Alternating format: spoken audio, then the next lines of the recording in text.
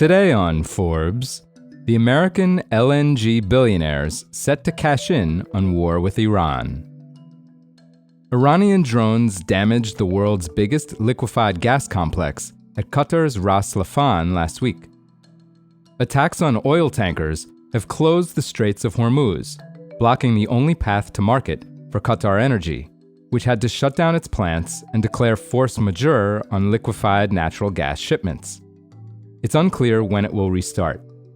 Last week, TPH analyst Zach Van Everen predicted, quote, "The most optimistic timeline to resume full production is 1 month."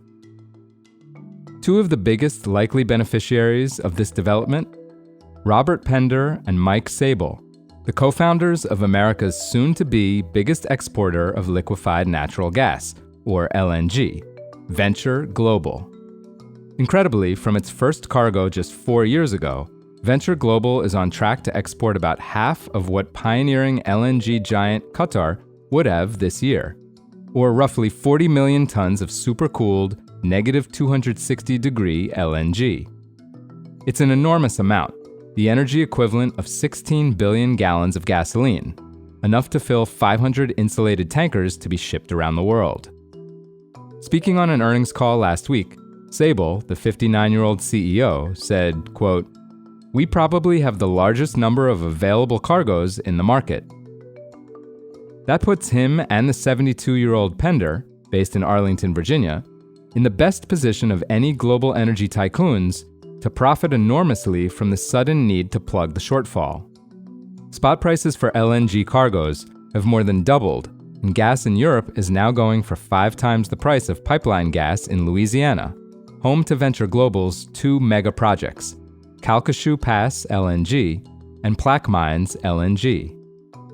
Jason Fear, head of LNG intelligence for consultancy Poten & Partners, says, quote, "They are in a unique position. They have a lot of volume that they can sell into this spike." It's the latest gamble that has paid for this duo, who have more personal skin in the global LNG game than anyone.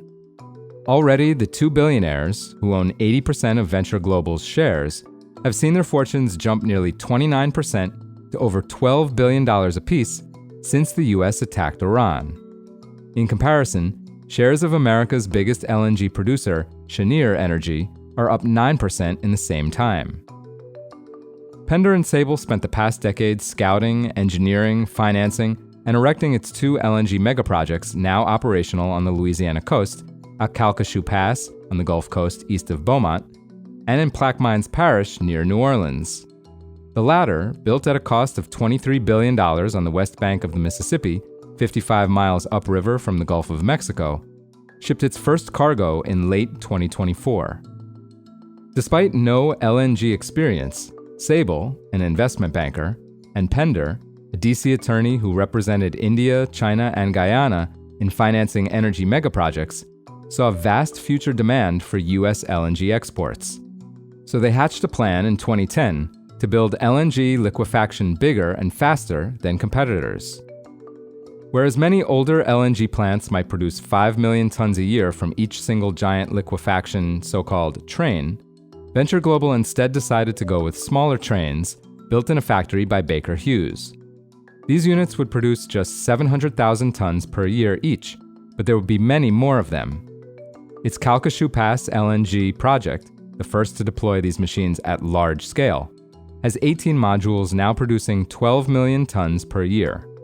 Its second project, Plaquemines LNG, which now has 36 trains, is expected to run at a rate of 28 million tons this year. Already Venture Global, or VG as it's often called, is off to a strong start.